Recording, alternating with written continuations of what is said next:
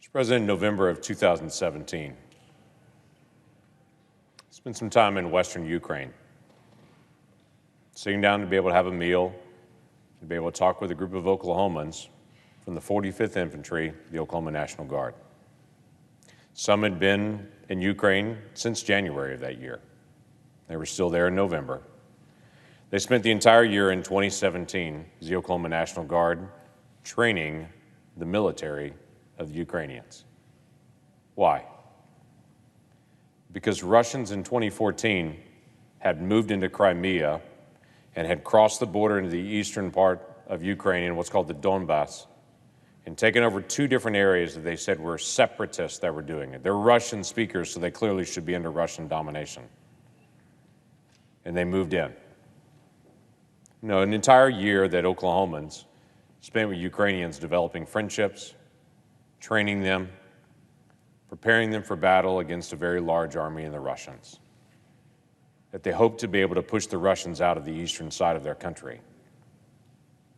And as we sat and visited and talked, they told me about the tenacity of the Ukrainian fighters, their commitment to their families, and their commitment to be able to be independent, to be a separate, functioning democracy, to engage with the rest of the world as any independent sovereign nation would choose to be able to do. That was 2017.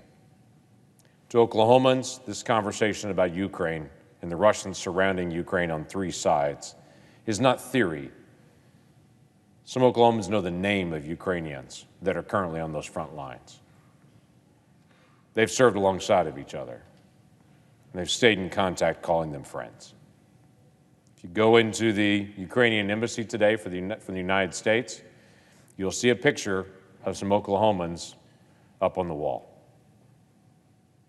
because they remember that group of Oklahomans that came to Ukraine to help them prepare for a day they hope would never come, and to be able to be ready to push the Russians out of the eastern part of their nation.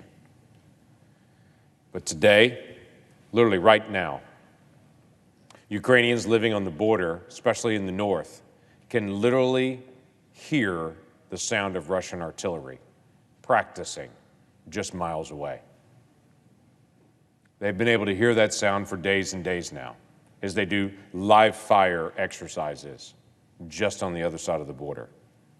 They understand that the Russians have amassed well in excess of 100,000 troops, that they've gathered troops from Russia from the far east next to their border with China and have moved them all the way to the west to be able to surround Ukraine on three sides with naval forces and with ground forces.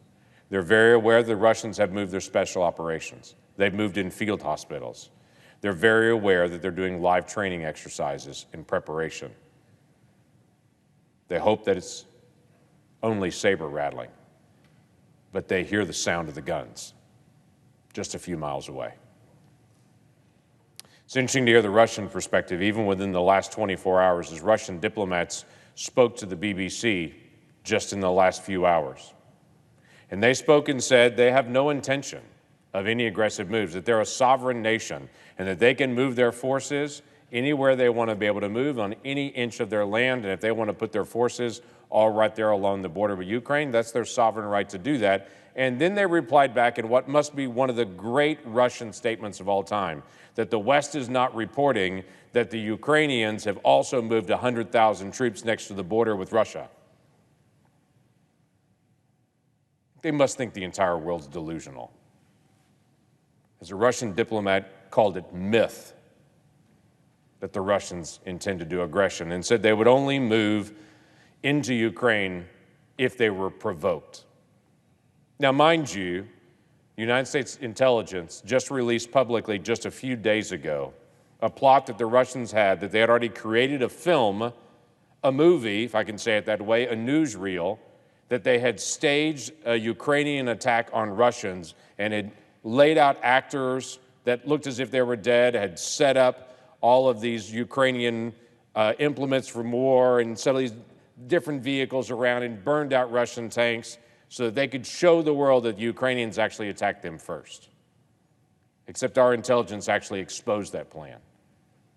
But the Russians are still repeating over and over again, they'll only attack if they're provoked, as they work to be able to stage a provocation.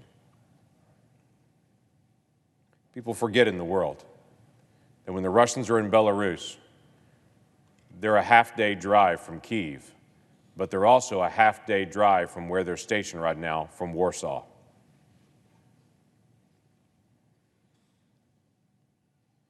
This is a tenuous time. This is not a new moment for the Russians to act aggressively towards their neighbors. In 2008, Russia invaded the country of Georgia. In 2014, as I mentioned, Russia annexed Crimea, moved in. 2014, they also moved into the Donbass region. During that time in 2014, Russians, in July of 2014, from the Russian 53rd Anti-Aircraft Brigade, launched an anti-aircraft weapon against MH17, a passenger aircraft flying from Amsterdam to Malaysia, not even coming to Ukraine.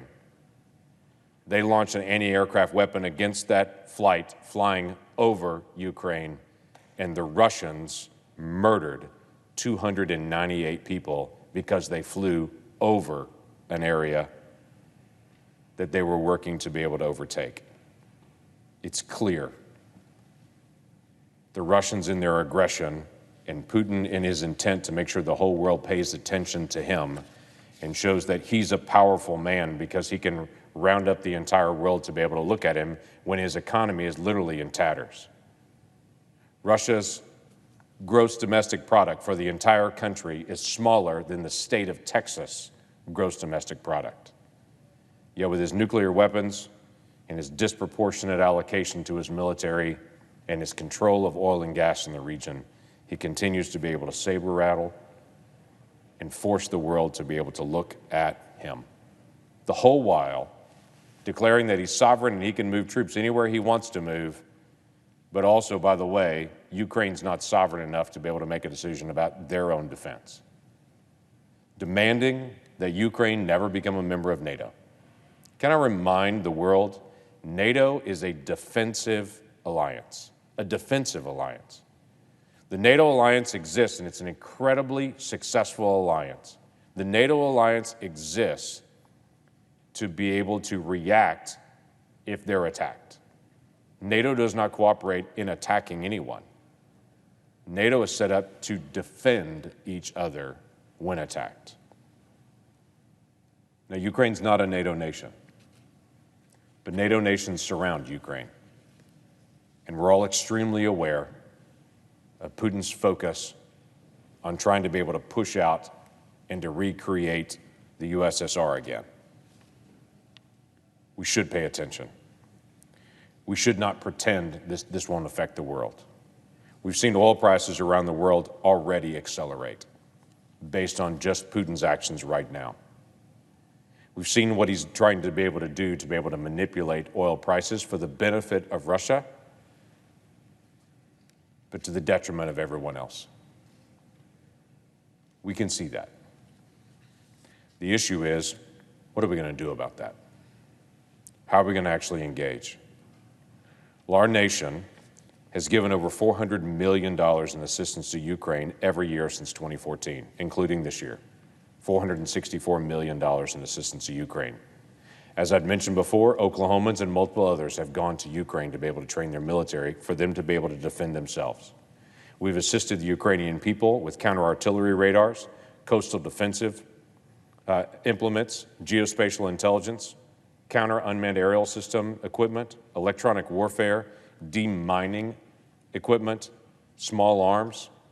We've tried to be able to help the Ukrainians defend themselves. We need to also speak with a unified voice that if Russia decides they're going to move across that border into Ukraine, that there are strong, unrelenting sanctions coming on that nation and that economy that is smaller than the economy of Texas. That we are keenly aware of how they survive based on oil and gas sales. And we are well prepared to be able to fill in the supply from other nations that are buying from Russia that they would be welcome to be able to buy from us or from any other nation ready to be able to sell to them, to be able to supplant what Russia is choosing to do, to be able to use energy as a leverage point on every country in the region to say, don't respond or we'll cut off your energy. We need to make it very clear that the world stands with the free people of Ukraine, and we will bring severe consequences on the economy of Russia that will be long-lasting. Not only primary sanctions, but secondary sanctions. In other words, if individuals choose to be able to do business with Russia, they have to choose. They can either do business with Russia or do business with the United States of America. You can't do both. You have to pick. With the largest economy in the world, I believe most would rather work with a free market, free nation than to be able to work with an unstable Russia. But we should be clear. Russia has gone back on its word in the Minsk agreements. Russia has gone back on its word on multiple different treaty agreements. We cannot trust what they say, but they should be able to trust what we will do if they choose to attack the free people of Ukraine. Let me just say this. I firmly believe that the best thing that we can do is to work to keep a war from ever starting rather than engage and try to stop it once it starts. We should speak clearly as a nation. We should speak clearly from the administration. We should speak clearly from Congress with a unified, nonpartisan voice that the people of the United States want to do what it takes to keep a war from starting so that Europe doesn't see yet another land war. That's going to take focus from this body. So what do we need to do? We should make the clear offer that we'll provide energy to the rest of the world, that if Russia cuts them off, we will rapidly move to be able to fill the gap. We should make it clear about our primary and secondary sanctions. We should make it clear on diplomatic channels and in public what we will do. We should continue to be able to work with our allies to be able to build a strong coalition and to reaffirm the NATO alliance that's there.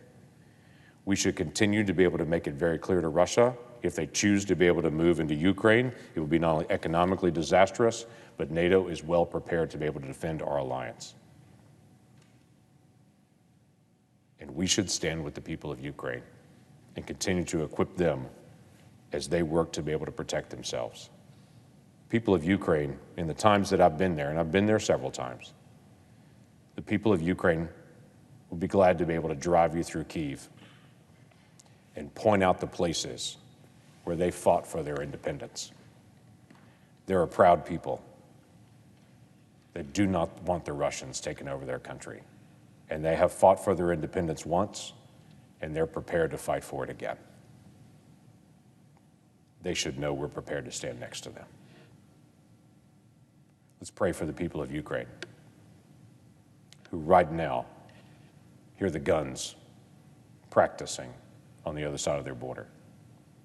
Let's pray for peace, but let's also do the work to build the groundwork for peace as well. With that, I yield the floor.